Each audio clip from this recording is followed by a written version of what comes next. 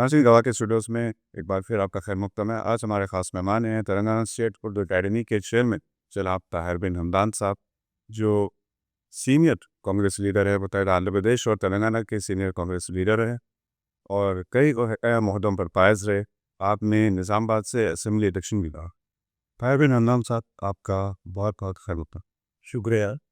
अस्सलाम वालेकुम रहमतुल्लाहि व बरकातहू। सबसे पहले गवाह जो आप आज मुझे इंटरव्यू ले रही, मैं आपका गवाह के जो भी जिम्मेदार है उन सबका शुक्रिया अदा करता हूँ, क्योंकि ये यहाँ पर लाकर आप उर्दू अकादमी चेयरमैन बनने के बाद मुझसे जो इंटरव्यू ले रहे हैं, मैं खुश हूँ और थोड़ा बहुत नाराज भी हूँ। खुश इसलिए हूँ कि गवाह के जरिए अल्लाह ताला को गवाह देना है। मेरा मकसद यही है, तेलंगाना रियासत की हुकूमत कांग्रेस की हुकूमत बनने के बाद, क्योंकि मेरा 40-45 साल से अवाम से बहुत करीबी रिश्ता है जी। मैं निज़ामाबाद से ताल्लुक़ रखते हुए भी गांव में जहाँ पर उर्दू बोलने वाले हैं, उर्दू ज़बान से चाहने वाले हैं, उर्दू को आज़ादी से पहले मैं तो सुनता था, लेकिन हिंदुस्तान आज़ाद होने के बाद उर्दू ज़बान की तरक्की के लिए जो हुकूमतें कल तक आई, हुकूमत करे, और आज 10 साल के बाद कांग्रेस की हुकूमत आई। हुकूमत आने के बाद खैर ठीक है, एजुकेशन सिस्टम में अपने अपने आइडियाज से और सिस्टम से आती हुकूमत, लेकिन मैं ये समझ रहा हूँ, मैं देख रहा हूँ उर्दू को जितना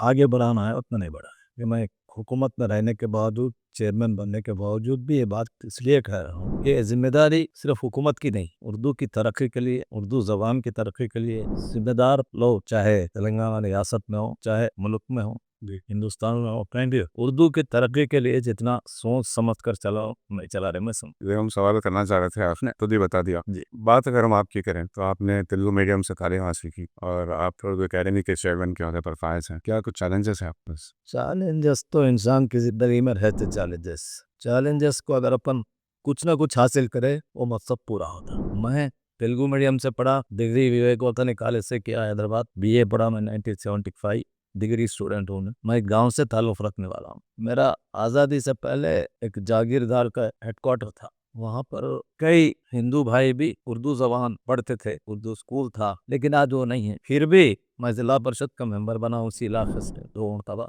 जिला परिषद वाइस चेयरमैन बना। जिला परिषद चेयरमैन बनने के बाद वहाँ पर एक उर्दू मीडियम स्कूल कायम किया। उर्दू मीडियम स्कूल कायम करने के बाद बाजू और एक गांव में भी उर्दू मीडियम स्कूल कायम की। उर्दू मीडियम स्कूल कायम कर कर वहाँ पर टीचरों के अपॉइंटमेंट कराया, विद्या वॉलंटियरों को लगाया, ताकि उर्दू सिर्फ दक्षिणी जबान है, हैदराबाद में ही बोलते, हैदराबाद में ही बात करते उस जबान को, वो नहीं। आज अजला में भी, गाँव में भी उर्दू को पढ़ने के लिए, उर्दू स्कूलों को जाने के लिए, अपने बच्चों को उर्दू पढ़ाने के लिए भी कई लोग कोशिश कर रहे। तो मेरा आपसे कहना यह है, उर्दू को सिर्फ हुकूमत के तरफ से हम लोग जहाँ तक ले जा सकते हैं वहाँ तक ले जाने का अमल अच्छा लेते हैं। और मैं पहले चेयरमैन बनने के बाद स्लम्स एरिया का दौरा करा फर्स्ट, किसी को बगैर बताए के, जहाँ पर फर्स्ट क्लास से लेकर 4th 5th तक पढ़ने वाले उर्दू बच्चे उर्दू स्कूलों से दूर हो जाए, सिर्फ मदरसों में ही पढ़ रहे हो लोग। उर्दू स्कूलों में पढ़ने से 5th के बाद प्राइमरी, हायर एजुकेशन, एजुकेशन जो भी उसमें ज्वाइन होना है उसमें हो सकता। जब प्राइमरी में वो लोगों को तरबियत नहीं है तो कहाँ से? लिहाजा मैं पहला खत मेरा लेटर उर्दू अकादमी का प्रेसिडेंट बनने के बाद मेरा लेटर सारे जिला कलेक्टरों को, सारे डिस्ट्रिक्ट एजुकेशन ऑफिसरों को ये लेटर लिखा कि आपके पास उर्दू स्कूल है या नहीं, अगर है तो कितने टीचर्स हैं, टीचर्स के अलावा विद्या वॉलंटियर्स कितने हैं, स्कूल चल रहे नहीं चल रहे। कलेक्टर को लिखते हुए डीओस को लिखा। कुछ अजला से हम लोगों को जवाब आया, साहब हमारे पास इतने स्कूल है, विद्या वॉलंटियर नहीं है, टीचर्स नहीं है। ये गैप क्यों आया? 10 साल 15 साल से डीएससी नहीं है, डिस्ट्रिक्ट सिलेक्शन कमेटी टीचरों की। खुद तो सुनी, डिस्ट्रिक्ट टीचरों सिलेक्शन कमेटी हुई, इसमें 1100-1200 टीचरों को कुछ अपॉइंटमेंट करी हुकूमत, जिसमें 500 चिल्लत 560 या 70 लोगों को अपॉइंटमेंट लिया गया।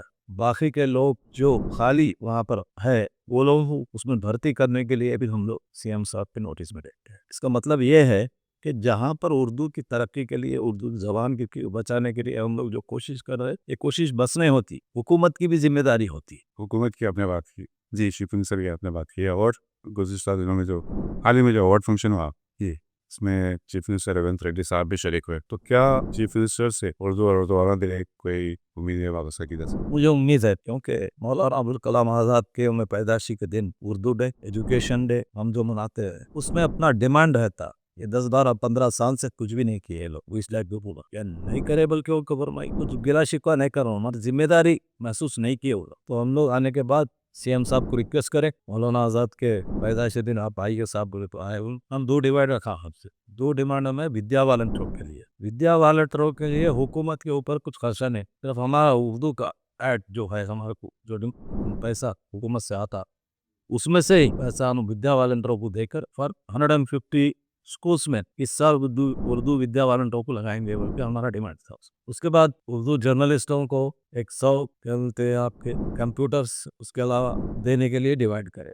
मुझे उम्मीद है सीएम साहब वो देते। मैं ये बात इसलिए कर रहा हूँ, सीएम साहब पीसीसी प्रेसिडेंट थे, मैं वाइस प्रेसिडेंट हूँ प्रदेश कांग्रेस कमेटी का, तो मेरे को उनसे बात करने का मिलने का मौका कई बार, तो मैं उनको हमेशा यही बोलते रहता, सर आप कहीं भी हो, जो भी बात कर रहे हो वो ठीक है, मगर अक़लियत के लिए, माइनॉरिटीज के डेवलपमेंट के लिए, उर्दू के डेवलपमेंट के लिए कुछ ना कुछ कहीं भी गए तो आप बात करना जरूरी है। क्योंकि पीसीसी प्रेसिडेंट के लिए सारे तेलंगाना रियासत में नए पीसीसी प्रेसिडेंट को बनाने के लिए डिमांड हाईकमान पूछ रहा था हमारे को किसको बनाना, तो हम रेजोल्यूशन पास करें निजामुद्दीन से, वो पहला शर्त मैं उनके सपोर्ट में पुकारा। चीफ मिनिस्टर से जब आप नुमाइंदगी करते हैं तो क्या आप आपकी बात पर तवज्जो देते हैं? तवज्जो देते हैं और हम जो डिमांड्स कर रहे हो वो काम भी कर रहे हो।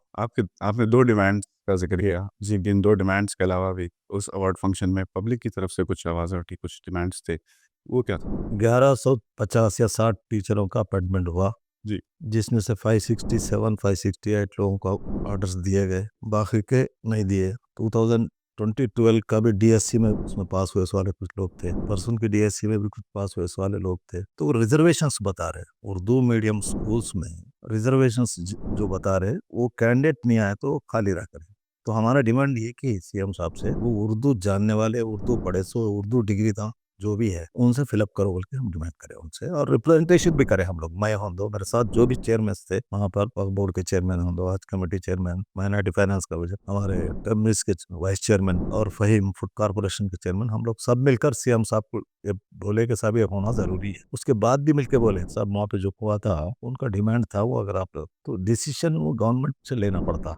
हाँ, अगर ये बात सही है कि सीएम के जबान से जो भी निकलता वो जियो, जी। और थोड़ा बहुत डिस्कशन करके लेने के लिए हमें उम्मीद है वो हो जाएगा इंशाल्लाह। इन सब चीज़ों में बजट का भी काफ़ी अहम रोल होता है और ये देखा गया अक्सर कि जब बजट रिलीज़ होता है और एकेडमी के लिए फाइनेंस डिपार्टमेंट रोक लेता है और अहदेदारों की तनख्वाहें रुक जाती है। क्या ये सिलसिला जारी है आपके टर्म में? ये बात ओपन हार्ट बोल तो बोल देता मैं इसमें बिल्कुल बिल्कुल, क्योंकि मुझे उम्मीद है आप सही रास्ते पे लेके जाएंगे इसको। बजट हमेशा भी जो भी गवर्नमेंट हो, बजट जो पेश करती है वो बजट को खर्चा करना चाहिए, लेकिन हमारी हुकूमत अब 11 महीना बीच में 4 महीने पार्लियामेंट इलेक्शन के, उसके बाद सबसे पहले आप तो अच्छी तरह वाकिफ है हुकूमत के पास कुछ भी नहीं है, खाली हाथ है। आज हुकूमत के ऊपर 10 साल टीआरएस की हुकूमत में केसीआर साहब तकरीबन मेरी जानकारी के मुताबिक 16 से 18 लाख रुपए का बजट पेश करे उन्होंने। इसके अलावा 7,80,000 करोड़ बाहर से कर्जा लाए, कर्जे का इंटरेस्ट खुद हर माह 6,000 करोड़ बन रही कांग्रेस की हुकूमत, हमारे रेवंत रेड्डी साहब की सरकार।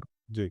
उसके अलावा आप अच्छी तरह वाकिफ है एम्प्लॉयज को 15-15 तारीख तक सैलरीज नहीं आते थे, आज पहली दूसरी तारीख को सैलरीज आ रहे, रेगुलर एम्प्लॉयज को जी। सैलरीज आ रहे, उसके लिए खर्चा है। हमारा इनकम क्या है स्टेट गवर्नमेंट का सिर्फ 18,000 करोड़। इसके अलावा 6 जो हम पब्लिक को बस free, gas free, 200 unit current free, जो भी हम स्कीम्स हम जो वेलफेयर स्कीम्स दिए वो वेलफेयर स्कीम्स अमल कर रहे हैं, उसके लिए पैसे दे रहे हैं। लिहाजा थोड़ा बहुत फाइनेंशियल लैप्सेस है, फाइनेंस मैं समझ रहा हूँ, क्योंकि मैं तकरीबन 45 साल से पॉलिटिक्स में हूँ। मैं यूथ कांग्रेस के ब्लॉक प्रेसिडेंट से लेकर आज स्टेट कांग्रेस कमेटी का वाइस प्रेसिडेंट बना, district youth Congress vice president था 7 साल 81 to 87, डीसीसी प्रेसिडेंट था 7 साल, अब वाइस प्रेसिडेंट हूँ। ऑर्गेनाइजेशन सिस्टम में मेरे को अच्छी तरह वाकिफ हूँ। किसी के गांव जाओ, किसी के महल्ले को जाओ, कहीं डिवीजन में जाओ, डिमांड पहले ये होता है कि हमारा डेवलपमेंट क्या हो रहा है, हमारी सड़कें क्या है, हमारे मोहरियाँ क्या है, हमारे स्कूल की हालत क्या है, वो फुलफिल करते हुए कर्जा बनते हुए आज हुकूमत को चलाना 1 साल तो गुजर रहा, एक 15-20 दिन में। जी। तो हम ये समझ रहे हैं कि आइंदा इंशाल्लाह मार्च के बजट के बाद ये हुकूमत फाइनेंशियल से भी जो हमारे को तकलीफ है उससे भी हम आगे बढ़ सकते हैं। ये और आपसे एक बात बोलूं मैं, क्योंकि ये जिम्मेदारी हुकूमत की नहीं है, तेलंगाना 4 करोड़ अवाम की भी जिम्मेदारी है। आप देखे होंगे जी। शादी मुबारक कल्याण लक्ष्मी, मैं क्यों ग्राउंड रियलिटी की बात बोल रहा हूँ। शादी मुबारक कल्याण लक्ष्मी आज तक केसीआर साहब जो मंजूर करे पेमेंट कर रहे हैं हम लोग। 1 साल हो गया हमारी हुकूमत में आने के बाद नए लोगों को हम देने के लिए कुछ नहीं कर सकते। तो ये लैप्सेस पूरा फाइनेंशियल लैप्सेस है। और कहीं कर्जा लेना है वर्ल्ड बैंक से हो, वो इदारों से हो, हम लोग लेना है कर्जा तो कुछ ना कुछ जिम्मेदारी से वहाँ उनके पास ये करके ही लाना पड़ता ना। हम ये समझ रहे हैं कि आइंदा मार्च के बाद जी। फाइनेंशियल क्राइसिस खत्म हो जाएगा। जब तक ये 2-4 में थोड़ी बहुत तकलीफ तो होंगी। इतना डाइवर्स और एक्सटेंसिव एक्सपीरियंस आप इस पोजीशन पर लेकर आते हैं, तो क्या प्लान है आपका उर्दू एकेडमी को आगे बढ़ाने का, इसके चैलेंजेस को ओवरकम करने का? क्या कोई प्लान म- बनाया आपने जब तक? मैं ये समझ रहा हूँ पहले तो ये उर्दू को जहाँ से शुरुआत हुई वहां तक ले जाना, उर्दू स्कूल्स जो बंद हुए वो चालू करना, उर्दू विद्या वॉलंटियरों का अपॉइंटमेंट कराना। हाँ, ये पहली जिम्मेदारी लेके ये 2-4 महीने में कंप्लीट करके इंशाल्लाह उसके बाद उर्दू के तरीके के साथ अलग ले जाने के लिए हम लोग प्लान कर रहे हैं। वो प्लान नए साल में हम लोग उसको इम्प्लीमेंट। जब 2025 के बजट की आपने बात की और 2025 में उर्दू एकेडमी की गोल्डन जुबली हो रही है, आपको एहसास है कि आप उस वक्त हम पे फायज हैं एज ए चेयरमैन, क्या आपका प्लान है गोल्डन जुबली सेलिब्रेशंस के लिए एकेडमी की? क्या किया जा सकता है? गवर्नमेंट के सीनियर ऑफिसर्स है हमारे पास अभी भी, जी। उन लोगों से बातचीत करेंगे, डिस्कशन करेंगे। इसलिए बोल रहा हूँ मैं ये कि टीआरएस की हुकूमत में 2000 करोड़ बजट था, जी। 2000 करोड़ था। 2000 करोड़ सम दो 20 या कुछ था, तो हम लोग 3001 करोड़ तक उसको बजट को लेके गए। 2000 करोड़ बजट रख के वो लोग खर्चा कितना करे, 1400 करोड़ या 1500 करोड़ खर्चा करे। हमारी कोशिश ये है इतने फाइनेंशियल क्राइसिस के बाद भी उनसे 100 करोड़ ज्यादा खर्चा करेंगे माइनॉरिटी वेलफेयर डिपार्टमेंट्स के लिए, उर्दू अकादमी के लिए। मैं ये समझ रहा हूँ, मैं कुछ कर रहा हूँ बोल के नहीं बोल रहा हूँ, मैं ये समझ रहा हूँ उर्दू अकादमी के। आपको एक एग्जांपल देता हूँ, उर्दू घर कम शादी खाने पिस्ता जो भी हुकूमत है वो बनाए, पिस्ता है सो उसको हम लोग हमारे कंट्रोल में रखना, उससे उर्दू घर कम शादी खाने का कुछ डेवलपमेंट करना, उससे आवाम को फायदा होना, ये उर्दू अकादमी की जिम्मेदारी है ना। जी। तो हम लोग पहले उर्दू अकादमी के तरफ से बोधन उर्दू अकादमी शादी खान को गए, जाके देखे वहाँ पे तकरीबन बशीरुद्दीन बाबू खान साहब के ज़माने में हो, अब है सो एमएलए सुदर्शन रेड्डी साहब के ज़माने में हो, एक बिल्डिंग बनाए, एक मैरिज फंक्शन हॉल बनाए वो लोग वहाँ पे।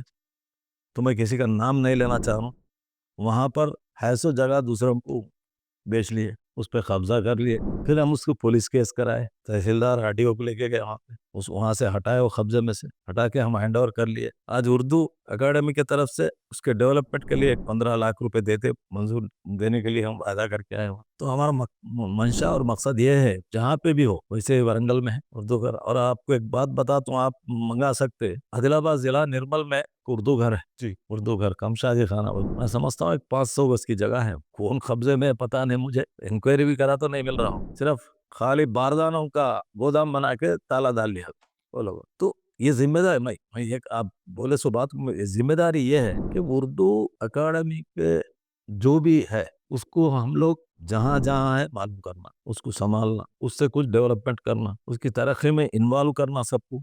जी। ये 2-4 महीने में हम लोग निकल रहे सिलसिला। लिहाजा मुझे उम्मीद है लोग समझे, पता ही नहीं कि वहाँ उर्दू अकादमी का कुछ है स्ट्रक्चर बोल के, किसी को मालूम तक नहीं, कोई लोग बैठ गए उसके ऊपर कब्जा कर ले, तो ऐसा है इसलिए। पिछले ज़माने की आपने बात की, तो हमें याद आता है कि नूरुल हक कादरी साहब के ज़माने में all India Urdu academy coordination committee बनाई गई, जी जिसे तमाम मुल्क की जो है उर्दू एकेडमीज, रियासतों की उर्दू एकेडमीज़ का तालमेल था। जी क्या इसे भी रिवाइव किया जा सकता है? मैं उतनी दूर तक तो नहीं सोचा, लेकिन मैं बनने के 2-3 महीने के बाद कर्नाटका उर्दू अकादमी वालों से कांटेक्ट करें हम लोग। उन लोग हाँ, आप भी जानते हैं अपने गवाह में भी बनी उसाई। उसके बाद हम लोग कर्नाटका गए, हम लोग यहाँ से हमारी टीम, अपनी उर्दू अकादमी की टीम वहाँ गए। उसके बाद एक तय करें हम सदर्न उर्दू अकादमी साउथ इंडिया की पहले एक बनाएंगे, तेलंगाना, आंध्र प्रदेश, कर्नाटका, केरला, पांडिचेरी, ये 5-6 स्टेटों को मिला के सदर्न उर्दू अकादमी बनाने के लिए हम लोग तय करें। शायद मैं समझता हूँ 1 महीने 15 दिन में वो पूरा हो जाएगा। एक 8-10 दिन 15 दिन में फर्स्ट वीक या सेकंड वीक में हम लोग केरला जा रहे हैं, वहाँ भी देखने के लिए, ताकि वहाँ पर क्या कर रहे वो लोग, हम क्या करना चाहिए, कोऑर्डिनेशन के साथ हम लोग मिलकर करने के लिए पहले सदर्न का करके जी। उसके बाद में ऑल इंडिया का सोचने का। हर सतह पर, हर लेवल पर, हर इदारे में उर्दू के फ़रोग़ के लिए क्या किया जा सकता है? एक एक इससे ये बजट की बात भी जुड़ी हुई है, क्योंकि आपने कहा कि बजट को हम इस्तेमाल पूरा नहीं करते। बजट का किस तरह से सही इस्तेमाल किया जा सकता है? बजट उर्दू अकाडमी के थ्रू करना है तो उर्दू ज़बान की तरक्की के लिए कई है एग्जाम्पल आपको मैं बताऊं। मुशायरे कर रहे हैं हम लोग, जी छोटे पैमाने पे हो बड़े पैमाने पे हो, कुछ करे, जगत्याल करे, करीमनगर करे, कोटला करे, निज़ामाबाद में छोटे छोटे करे, और पूरे तकरीबन पूरे अजला दौरा करा, जी पूरे अजला दौरा करा। अब भी नेक्स्ट मंथ एक 2-3 मुशायरे में रख रहे। उसके बाद में ऑल इंडिया उर्दू मुशायरा हम लोग हैदराबाद में करना चाह रहे हैं। ऑल इंडिया उर्दू मुशायरा सीएम साहब के नोटिस में भी ये लेके आए, हमारे ऑफिसर्स के थ्रू बात करा है उनसे, तो उन्होंने भी एक्सेप्ट करे। हम ये समझ रहे कि जनवरी फरवरी के महीने में, रमज़ान से पहले करेंगे या रमज़ान के बाद करेंगे, ये भी हमारा इरादा है। हमारी कमेटी, हमारे डायरेक्टर साहब, हमारा स्टाफ हमेशा डिस्कशन करते रहते इसके ऊपर क्या करना चाहिए, और हमारे प्रिंसिपल सेक्रेटरी तफसीर इकबाल साहब के नोटिस में भी ये लेके आए। उन्होंने भी बहुत अच्छी तरीके से इसका रिस्पॉन्सिबल फील करे और करने का वादा भी करे उन्होंने। उसके बाद और 1-2 प्रोग्राम अभी है, हमारे बड़े लेवल के प्रोग्राम है, जी वो भी प्रोग्राम इंशाल्लाह करेंगे। मैं ये समझ रहा हूँ कि मेरे से पहले जो उर्दू अकाडमी के चेयरमैन थे वो लोग अच्छा करे, करने की कोशिश करे। मैं उनसे अच्छा कर दूं बोल के तो नहीं बोल रहा हूँ, लेकिन ये मेरी कोशिश रहेगी हमेशा। ये बात इसलिए कह रहा हूँ, उर्दू बचाओ तहरीक चली निजामाबाद में, जी उर्दू बचाओ तहरीक का मैं जनरल सेक्रेटरी था। भूख हड़ताल करे हम लोग, बसों पे उर्दू लिखना, उर्दू को इस रियासत में जब आंध्र प्रदेश था, उर्दू को सेकंड लैंग्वेज ये करना दूसरी जबान। जी उसके बाद हुकूमत में राजशेखर रेड्डी साहब के नोटिस में लेके आए, राजशेखर रेड्डी साहब भी पॉजिटिव हमारे से ये रहे। तो मेरी उम्मीद है और मेरी कोशिश रहेगी, और मेरे को सबका कोऑपरेशन भी वैसी है, लिहाजा इसको आगे बढ़ाने के लिए उर्दू की जबान, दक्कनी जबान दुनिया में मशहूर थी एक जमाने में, दक्कनी जबान को हमेशा बरकरार रखने के लिए हमारी कोशिश है। फर्स्ट लैंग्वेज सेकंड लैंग्वेज का आपने जिक्र किया, और अक्सर देखने में आता है कि हैदराबाद में जो उर्दू का बहुत बड़ा हब है, ग्लोबल हब है, यहाँ पर कई लीडिंग स्कूल्स में Urdu as a first language option नहीं है एडमिशन फॉर्म्स में। बिल्कुल सही। तो क्या ये पब्लिक की जिम्मेदारी है कि वो अप्रोच हो, क्या किया जा सकता है इससे? नहीं, पहले तो हमारे नुमाइंदे जो भी हो, जो भी जमात से ताल्लुक़ रखते हो, पब्लिक रिप्रेजेंटेटिव्स, एमएलएस हो, एमएलसीस हो, सीएम साहब के नोटिस में लाना ज़रूरी है। उसके बाद सीएम साहब 1 से 2 मरतबा बोलना ज़रूरी, क्योंकि मैं एक्सपीरियंस से बता रहा हूँ मैं आपको। जी मैं ज़िला परिषद चेयरमैन था 1 साल, ज़िला परिषद डीएससी आई मेरे ज़माने, डीएससी सिलेक्शन होने के बाद 428 टीचरों को हेडमास्टर का प्रमोशन दिया गया, 428 से, टीचर जिसमें 90 उर्दू के टीचरों को हेडमास्टर दे प्रमोशन दे के 90 स्कूलों में डलाया। अब आपको बताऊं मैं, बालकुंडा, आरमूर, मोरताड़, भीमगल, पेरकीट, इचपल्ली, निजामाबाद के टाउन में 5, बोधन, एड़पल्ली, जहां जहां बांसवाड़ा, अब आप समझते जुक्कल का कॉन्स्टिट्यूंसी का एरिया बैकवर्ड एरिया, जुक्कल बोल के असेंबली कॉन्स्टिट्यूंसी है, वहां पर Urdu medium high schools 5 high schools है, मेरे जमाने में 3 बने, और पूरे बिल्डिंग्स के साथ बनाने लगा। तो ये पब्लिक रिप्रेजेंटेटिव्स का भी जिम्मेदारी होती है, ताकि अब इंग्लिश मीडियम में भेजते, public school, Hyderabad public school में एडमिशन कर देते अपने बच्चों को। जी तो उर्दू के लिए अपनी भी जिम्मेदारी होती, गवर्नमेंट की जितनी जिम्मेदारी होती, यहाँ के पब्लिक रिप्रेजेंटेटिव्स की होती, आवाम की भी होती है जिम्मेदारी होती। मैं महसूस करूँगी, मेरी तरफ से अपील है सबको, हैदराबाद की जो शान शौकत, जो उर्दू जबान की जो बोलबाला दुनिया में है, तो मेरी ख्वाहिश है कि इसको हमेशा बरकरार रखने के लिए सब मिलकर काम करना, और जिम्मेदारी, जो लोग जिम्मेदार हैं पब्लिक रिप्रेजेंटेटिव्स, उनकी और ज़्यादा जिम्मेदारी होती है, मैं समझ गया। क्या इस मामले में आप पेशरफ करेंगे रिप्रेजेंटेशन का गवर्नमेंट? बिल्कुल करता हूँ, बिल्कुल करता हूँ, और कर रहा हूँ, करूँगा इंशाल्लाह। एक आखिरी सवाल, आपका कोई पैगाम जो आप आवाम को देना चाहते हैं बहैसियत उर्दू अकेडमी चेयरमैन? मेरा पैगाम एक ही है, उर्दू पढ़े, उर्दू ज़बान को हमेशा बरकरार रखने के लिए जिम्मेदारी महसूस करें, बस यही मेरा एक पैगाम। बहुत बहुत शुक्रिया ताहिर बिन हमदान। आपका भी शुक्रिया। अस्सलाम वालेकुम।